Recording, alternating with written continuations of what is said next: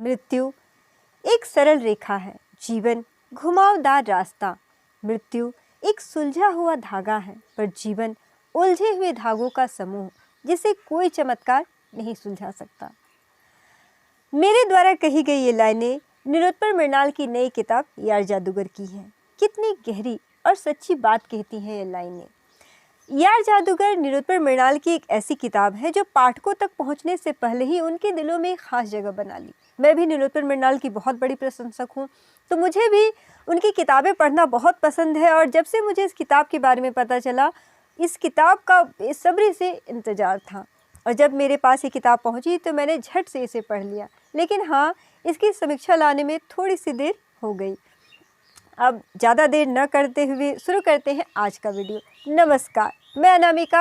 आप देख रहे हैं यूट्यूब चैनल संसार हिंदी साहित्य का, जिसमें आपको हर तरह की हिंदी किताबों की जानकारी मिलती रहती है।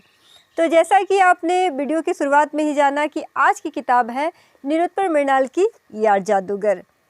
यार जादूगर से पहले निरुत्पल मृणाल ने 2 अन्य किताबें भी लिखी हैं, डार्क हॉर्स और औघड़। दोनों ही किताबें हिंदी के लिए बहुत ही बेहतरीन साबित हुई। ये बेस्ट सेलर रही। पाठकों ने इन किताबों को बहुत ज़्यादा पसंद किया। अगर आपने इन किताबों को नहीं पढ़ा है, अगर डार्क हॉर्स पर आप वीडियो देखना चाहते हैं कि मैं इसकी समीक्षा लाऊं, तो मैं आपको बता दूं कि इस पर मैंने पहले ही वीडियो बना लिया है। अगर आप उस किताब के बारे में जानना चाहते हैं तो लिंक मैं डिस्क्रिप्शन बॉक्स में डाल दूँगी, आप वहाँ जा कर के डार्क हॉर्स के बारे में जान सकते हैं। निरुत्पल मृणाल की किताबों के नाम हमेशा ही अनोखे होते हैं, और जब आप उस किताब को पढ़ेंगे तो ये कहना बिल्कुल सही होगा कि ये जो अनोखे नाम होते हैं वे उस किताब के लिए बिल्कुल सही होते हैं। किताब की कहानी उसके नाम को पूर्ण सार्थक कर देती है।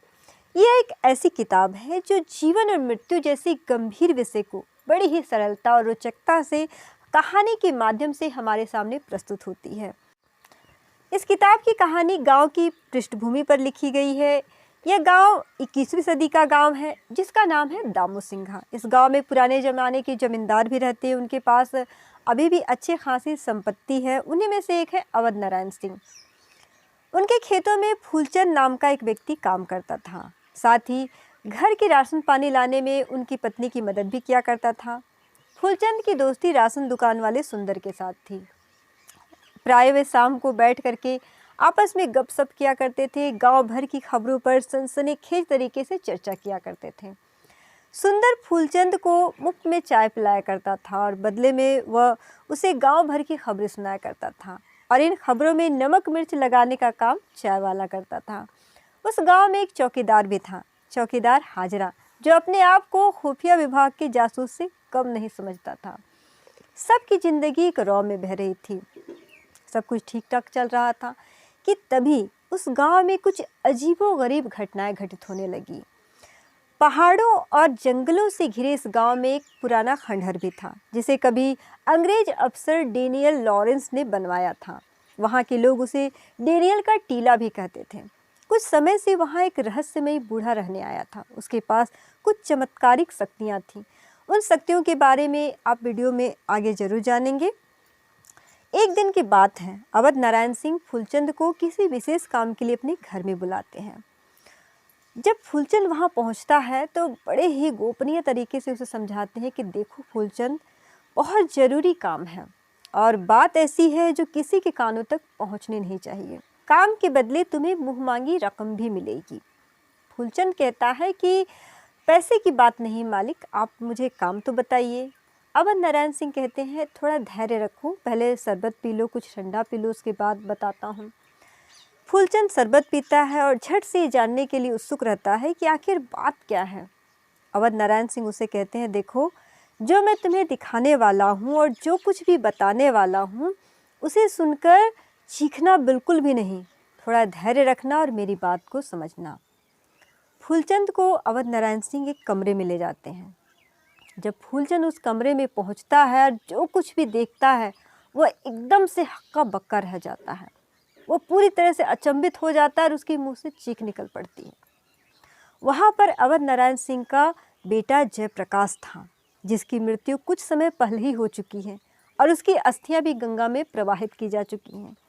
वह यह सोच के हैरान था कि ऐसा कैसे हो सकता है एक मरा हुआ व्यक्ति जिंदा कैसे हो सकता है। इसके बाद एक के बाद एक अजीबोगरीब घटनाएं उस गांव में घटित होती हैं। कई ऐसे परिजन थे जिनके अपनों की मृत्यु हो चुकी है और वे जीवित हो रहे थे। उस गांव में एक के बाद एक रहस्यमय घटनाएं घटित होती हैं और साथ ही मोह और पैसे की लालच का खेल भी शुरू होता है। ये बातें सुनकर आप ये मत समझिएगा कि कोई भूतिया कहानी है। किताब को पढ़ने के बाद जहाँ तक मेरी समझ है, मुझे पूरी तरह से दार्शनिक लगी, वो भी पूर्ण रोचकता के साथ। यह किताब बड़े ही गंभीर विषय को बड़े ही रोचकता के साथ प्रस्तुत करती है। इसमें एक तरफ तो हम एक कहानी को पढ़ते हैं, लेकिन अगर मेरा विचार पूछा जाए तो मुझे पारिवारिक, सामाजिक, राजनीतिक सब कुछ लगी। इस एक ही किताब में लेखक ने कई तरह की बातें कही हैं। कभी इसे पढ़ते हुए हम गंभीर हो जाते हैं तो कभी हंसी भी आती है। कहानी ऐसी है जो शुरू से अंत तक हमें बांधे रखती है। इसमें लेखक ने कई समस्याओं को भी दर्शाया है, जैसे लिंग भेद और जातिवाद। कई बार हम जाति का, जब हमारे अपने फायदे की बात होती है तो हम जाति को भूल जाते हैं और बाकी समय में हम जातिगत भेदभाव दूसरों के साथ जरूर करते हैं। इस किताब के पात्र भी अनोखे हैं। नीलोत्पल मृणाल की खूबी रही है कि उनके कहानियों के पात्र हमेशा आम इंसान ही होते हैं। फूलचंद और सुंदर की जोड़ी, दारोगा और चौकीदार हाजरा की जोड़ी बड़ी ही अनोखी लगती है। एक पात्र है हरिहर बाबू, जिनके चरित्र ने मुझे बहुत ज़्यादा प्रभावित किया है। जब इनकी एंट्री इस किताब में होती है, उसके बाद जन्म और मृत्यु का जो रहस्य है वो एक अलग ही मोड़ पर पहुंच जाता है। हरिहर बाबू के माध्यम से लेखक ने हमारे पारिवारिक समस्याओं को दर्शाने का प्रयास किया है।